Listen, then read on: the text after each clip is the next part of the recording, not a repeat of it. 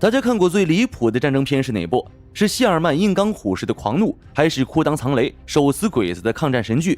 今天我们要聊的同样是一部雷的外交理念的神剧，一个坚决不碰枪、周六不训练的软蛋，却在太平洋战争最惨烈的绞肉机里赤手空拳、孤身一人，用一根麻绳拽回75条人命。我相信不少人大概觉得电影而已，没什么好较真的。然而，现实的情节远比电影更夸张。今天我们就来聊聊这部由导演梅尔·吉布森亲自执导、大受好评的传记战争剧情片《血战钢锯岭》，带你复盘这场二战史上的最强神迹，看看电影背后还有哪些不为人知的军事战术细节。电影前半段的文戏，很多人觉得拖沓，但恰恰是这部电影最关键的铺垫。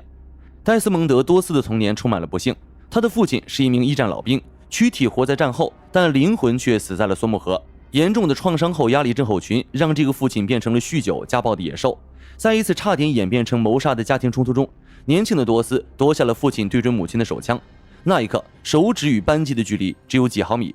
这次死里逃生，加上他所信仰的基督福临安息日会中关于第6届不可杀人的教条，让多斯脑子里焊死了一条铁律：枪不是武器，枪是万恶之源。这也是后来他宁愿进入军事监狱也不愿意举枪的重要原因。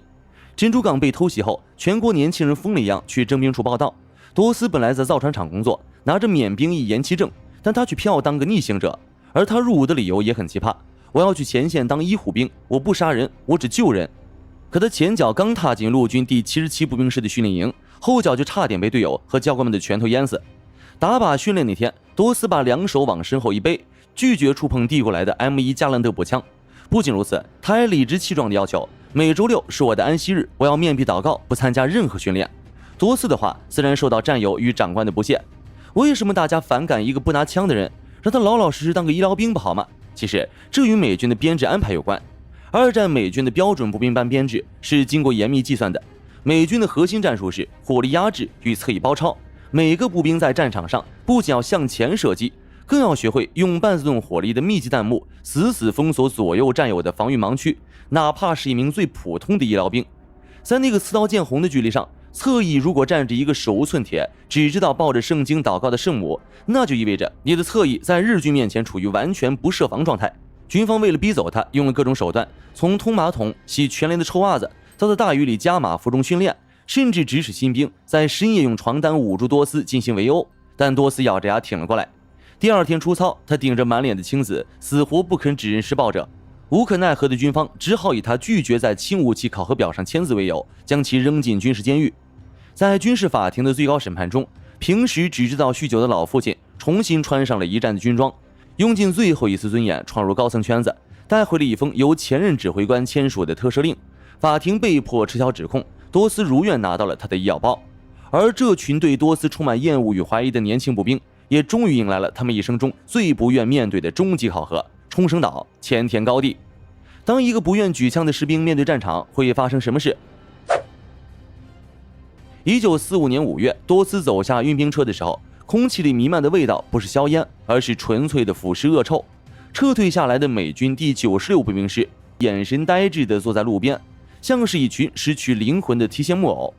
在他们面前的是垂直高度达106米，犹如巨大断头台般的狰狞峭壁钢锯岭。美军在2战中打过无数场两栖登陆，但冲绳岛是整个太平洋战场最血腥的一页。日本牛岛满大将非常清楚，冲绳一旦失守，日本本土将彻底暴露在 B-29轰炸机的战略地毯式轰炸下。为此，日本参谋八原博通大佐设计了一套噩梦防线反斜面防御战术。在大部分讲述太平洋战争的电影，战场画面往往是滩头对轰，但冲绳战役的日军根本不玩这一套，他们把前田高地的内部彻底掏空，构筑了四通八达的地下坑道。日军的核心火力和掩体全部部署在山体背面的反斜面上。当美军动用战列舰的406毫米巨炮和地狱猫战机进行地毯式轰炸时，日军全部躲在反斜面地道里喝茶聊天，炮弹只能削平山头，却伤不到他们的根本。一旦美军炮火停息，步兵抓着绳梯翻上高地棱线时，隐蔽在反斜面射击孔里的重机枪以及隐藏在蜘蛛洞里的迫击炮小队就会在瞬间推开盖子，利用交叉火力对毫无掩体的美军展开单方面的火力倾泻。多斯和2个战友顺着绝壁爬上去，在翻过棱线的那一秒，子弹像暴风雨一样扫过开阔地，前一秒还在开玩笑的战友，后一秒连人带枪被日军的99式步枪子弹削掉半个脑袋。但是在这人间炼狱里，多斯这个没摸过枪的男人却表现出出人意料的冷静。他死死地将身体压进焦黑的弹坑，利用这些天然的防炮击弹坑躲避重机枪的扫射死角。在遭遇远端狙击手点杀时，他会果断拉开身上挂着的烟雾弹，利用浓烈的白烟切断日军的视线，给垂死的战友创造出最后几分钟的救援时间。他身上挂满了 M1942 急救担架拆下来的绷带和吗啡注射器，在枪林弹雨里，哪里有惨叫他就往哪里爬。就在这一天，那个曾经带头欺负他的恶霸史密提在壕沟里被2名冲锋的日军逼入死角。多斯赤手空拳地冲上去，用身体狠狠撞翻了日军，在混乱中扔下烟雾弹，硬生生把史密提从刺刀尖上拽了回来。当晚，2个人在壕沟里分食了一块压缩饼干。史密提看着多斯那双因为压迫止血而干涸发黑的手，低声说了一句：“对不起，你是我见过最勇敢的混蛋。”第二天清晨，地狱的大门正式敞开，日军发动了太平洋战场上最后的疯狂战术——万岁冲锋。大批衣服里绑满了高爆炸药和手榴弹的日军，像丧尸潮一样从四通八达的地道口涌了出来。他们根本不在乎防线和死伤，唯一的目的就是能够与美军同归于尽。在这种无差别的肉弹冲击下，第77步兵师全线崩溃。史密提在掩护撤退时，胸口连中数枪，内脏碎裂。多斯疯狂地按着他的伤口，却只能眼睁睁看着兄弟的眼神彻底涣散。全连撤退，立刻撤下钢锯岭。长官的沙哑咆哮在绝壁边回荡。当大部队全部撤回峭壁底部的根据地时，山顶上只剩下一片死寂。硝烟弥漫的战场上，满地都是泥泞里发出微弱哀嚎的美军重伤员，而成群的日军清算小队已经手持刺刀，开始逐个进行残忍的补刀。在悬崖棱线的边缘，多斯看着那条可以让他安全回家的绳梯，听着身后死人堆里战友的呻吟，他没有走，他抬起头，对天发出了那句注定载入史册的祷告 Help me get one more. Help me get one more. 他转身，一个人手无寸铁，掉头扎回了那个满是敌人的修罗场。接下来他要创造一个奇迹。接下来的12个小时绝对是二战历史上最不可思议的一个奇迹。多斯将身体压低到极限，采用低姿匍匐动作，在战场泥泞里悄悄摸索，每找到一个活人，他又打吗啡包扎，然后像一头负重的野牲口一样，将那些体重远超自己的重伤员一点点往悬崖边拖行。把重伤员拖到106米高的悬崖边，怎么送下去？直接扔会摔成肉饼。背着下绳梯，一旦体力不支，2个人都要报销。多斯用粗糙的麻绳在脑海里迅速过了一遍力学原理，发明了一种独特的双回路环状绳结。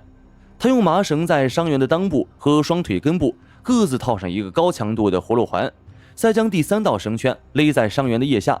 整个伤员的体重被完美分散到了骨盆和胸腔。随后，多斯把绳子的另一头死死缠在悬崖边一根粗壮的树干上，利用滑轮原理，赤手空拳一点一点地把伤员安全地放到了100米下的地面。悬崖底下的留守美军正在抽烟，突然吧嗒一声，一个五花大绑的重伤员从天而降，底下的医护兵全看傻了，还没等他们反应过来，半空中的绳子又晃晃悠悠地拉了上去。10分钟后第2个，半小时后第3个，整整1夜，那根粗糙的麻绳像是一条生命的传送带，在漆黑的夜空中疯狂运转。山顶上的多斯掌心的油皮早就被麻绳完全蹭掉，他的双腿因为过度疲劳而疯狂抽筋。根据战后幸存的日军士兵的记载，当时高地上的几名日军狙击手确实在晨曦中发现了这个到处背人的美军医护兵，他们当即举枪瞄准，但诡异的是，每一次准备扣动扳机，枪栓都会莫名其妙地发生严重的子弹卡壳。这种奇迹多斯撞上了不止一次。天亮时，多斯已经濒临休克，但他硬是在乱石堆中扒出了身受重伤、肚子被豁开的郝威尔中士。多斯让长官平躺在一块废弃的铁甲防弹板上，自己双手抓住板子边缘，在重机枪的扫射盲区里，硬生生把中士在泥地里滑行拖到了悬崖边。最终，军方在核对了生还者名单后，取了一个极其保守的数字75人。实际上，他救下的战友数量已近百，他自谦只救了50人，上级只好折中取了75这个数字。总攻在第3天清晨发起，所有的希尔曼坦克已经推弹上膛，成千上万名全副武装的步兵已经站在了绳梯下。然而，指针已经过了原定的进攻时间，全军上下却依旧按兵不动。格洛夫上尉毕恭毕敬地站下钢盔，大雾弥漫，战车轰鸣。那个一枪未发的戴斯蒙德·多斯，在一整个满编步兵师的注视下，默默闭上眼，为这群钢铁军人进行了一场深沉的祷告。随后的战斗呈现了摧枯拉朽的姿态。美军用 M2 火焰喷射器将高达1000度的火焰顺着日军的坑道直接灌了进去，彻底烧毁了反斜面的地下防御中枢。就在大批无路可走的日军纷纷举手投降的刹那，几名伪装投降的日军突然从衣服里扯出了拉响的99式手榴弹，这是日军最阴险的炸响自杀袭击。在手榴弹即将砸进美军密集人堆的1/1000秒内，多斯一个箭步冲上前，凭借着惊人的神经过敏速度，凌空一脚将那枚即将爆炸的手榴弹狠狠地踢了回去。电影拍到这里就戛然而止了，因为导演梅尔·吉布森实在不敢再拍下去了。在真实的冲绳战役档案里，多斯那一脚虽然踢飞了手榴弹，但还是被剧烈的爆炸碎片瞬间炸透了双腿，留下了17块弹片。为了不占用前线宝贵的医疗担架，重伤的多斯硬是在弹坑里强撑着等了5个小时。在弹友用担架抬着他向后方撤退的路上，他们遭遇了日军坦克的伏击。多斯在担架上迷迷糊糊的一睁眼，看到旁边地上躺着一个胸部中弹、正在大口吐血的年轻伞兵。这个手无寸铁的真天使竟然强行从担架上滚了下来，他死死按着那个伞兵的伤口，对担架兵固执地咆哮：“别管我，把担架让给他，先带他走。”在等待下一波救援的过程中，一名日军狙击手盯上了落单的多斯，一枪击碎了他的整条左前臂骨骼。多斯硬是凭借着一股狠劲，用右手扯下一条废弃的步枪枪带，把一根断树枝当成甲板死死固定住断臂，随后在两边飞子弹的开阔地上整整匍匐爬行了300米，一路硬生生爬回了急救站。1945年10月12日，华盛顿白宫草坪，时任美国总统哈里 ·S· 杜鲁门弯下腰，将代表着全军最高军事荣衔的国会荣誉勋章郑重地挂在了坐在轮椅的多斯脖子上。这场残酷的战争虽然给了多斯无上的荣耀，但也彻底摧毁了他的身体。因为身负重伤且长期暴露在恶劣环境里，多斯的身体达到了90%的严重残疾。战后切除了5个肋骨和1个肺，甚至因为过量使用抗生素而导致全聋。但他依然活到了2006年，在维珍尼亚州的家中安详离世，享年87岁。《血战钢锯岭》这部电影之所以能在一众爆米花大片里杀出来，不是因为他把战争拍得有多爽，而是他扯掉了所有关于暴力的崇拜。当战争把每一个人都异化成怪物的时候，真正的勇气往往不是手里握着多粗的枪管去消灭多少个敌人，而是像戴斯蒙德·多斯那样，哪怕被全天下当成懦夫排挤，也绝不出卖内心的善良。在最深沉的地狱里，仅凭一双血肉模糊的肉掌，去把每一个活生生的灵魂带回人间。好了，本期关于血战钢锯岭的故事到这里就结束了，感谢各位的观看，我们下期视频见。